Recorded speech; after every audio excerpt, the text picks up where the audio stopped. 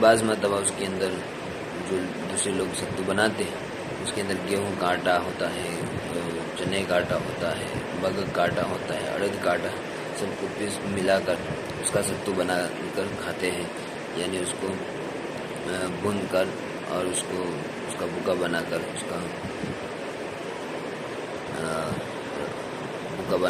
اس کو ڈبے کے اندر بھر لیتے ہیں، پھر اس کو کھاتے ہیں۔ اس سے کیا ہوتا ہے؟ مغز تیز ہوتا ہے اور بہت سارے فائدے ہوتے ہیں اس سے۔ میں نے پوچھا کہ ستو کی عادت کیسے پڑ گئی؟ ستو کی عادت کیسے پڑ گئی؟ سمجھ گئے، گیہوں کے آٹے کو موٹا پیس کر، جاڈا پیس کر چکی کے اندر، پھر اس کو مٹی کے برتن کے اندر گھی ڈال کر اس کا اندر سیک کر، اور تھوڑا اگر میٹھا بنانا ہے تو گڑ ڈال کر اس کو پھر اس کا کیا کہتے ہیں بنا کر اس کو ایک ڈبے کے اندر بھر لیتے ہیں اور اس کو پھر کھاتے ہیں، اس کو کہتے ہیں ستو۔ اس سے مغز بھی تیز ہوتا ہے۔ فرمانے لگے میں نے تو جو حساب لگایا ستو کی عادت کیسے پڑ گئی؟ فرمانے لگے میں نے جو حساب لگایا تو لقمہ منہ میں رکھنے سے اس کے نگلنے تک 70 مرتبہ سبحان اللہ کہنے کا وقت ملتا ہے۔ اس وجہ سے میں نے 40 سال سے روٹی نہیں کھائی کہ اس کے چبانے میں بہت دیر لگتی ہے، اور ہم لوگ ہیں کہ ہمارے پاس بہت سارا وقت ہے، پھر بھی اس کو گپ چھپ کے اندر، ہنسی مذاق کے اندر، موبائل کے اندر نکال دیتے ہیں، لیکن ہمیں یہ بھی احساس نہیں ہوتا ہے کہ ہم کبھی سبحان اللہ کہہ دیں، الحمدللہ کہہ دیں، اللہ اکبر کہہ دیں، اللہ کا نام لے لیں۔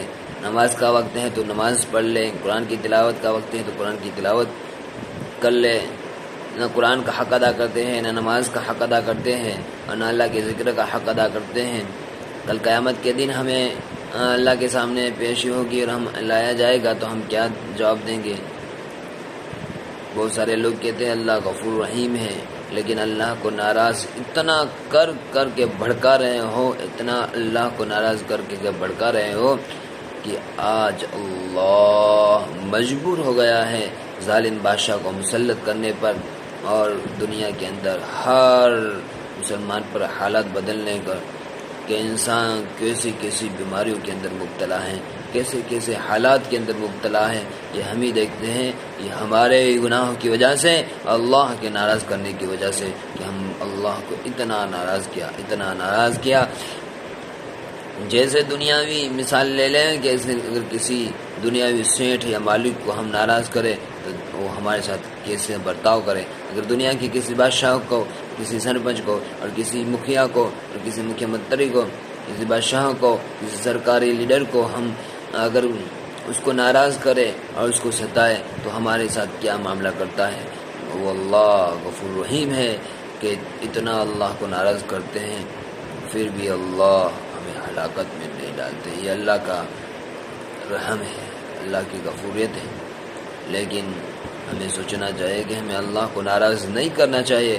کل قیامت کے دن ہمارے ساتھ کیا معاملہ ہوگا، نیکوں کے ساتھ کیا معاملہ ہوگا، اور ہمارے ساتھ کیسا غصہ والا معاملہ ہوگا۔ ہم اس غصے کی حالت میں اللہ کے سامنے پیشی ہوگی تو ہماری کیا حالت ہوگی، یہ ہمیں سوچنا چاہیے۔ حقیقت یہی ہے کہ آدمی کا ہر سانس بہت بڑا قیمتی جوہر ہے، جس کو آخرت کے خزانے میں محفوظ کرنے کی سخت ضرورت ہے، تاکہ ہمارا ایک ایک سانس نیکی کے اندر گنا جائے، تاکہ وہ کبھی ضائع نہ ہو، ہمارے سانس ضائع نہ ہو۔ اور اس کی صورت صرف یہی ہے کہ اس سانس کو اللہ کے ذکر یا کسی اور عبادت میں صرف کر دے۔ اس کے علاوہ کھانا زیادہ کھانے سے وضو کم ٹھہرتی ہے، استنجے کی ضرورت زیادہ ہوتی ہے، اور ان امور کی وجہ سے ان میں وقت ضائع ہوتا ہے۔ مسجد میں زیادہ اوقات نہیں گزار سکتا کہ بار بار ان ضروریات کی وجہ سے نکلنا پڑے گا۔ ان کے علاوہ روزہ بھی اس کو بہت سہل ہوتا ہے اور بھوکا رہنے کا عادی ہو جائے۔ غرض روزہ، اعتکاف، کثرت سے باوضو رہنا اور کھانے پینے کے اوقات کو عبادت میں خرچ کرنا اتنے کثیر فائدے ہیں کہ جن کا شمار ہی نہیں۔ اس کی قدر وہ غافل لوگ کیا جانے جن کو دین کی قدر ہی نہیں ہے۔ وہ دنیا کی چند روزہ زندگی پر راضی ہو کر مطمئن ہو گئے ہیں، بس دنیا ہی کے حالات کو جانتے ہیں، ان کو آخرت کی خبر ہی نہیں کہ ہمارے ساتھ آخرت میں کیا پیش آنے والا ہے، آخرت میں کیا چیز پیش آنے والی ہے۔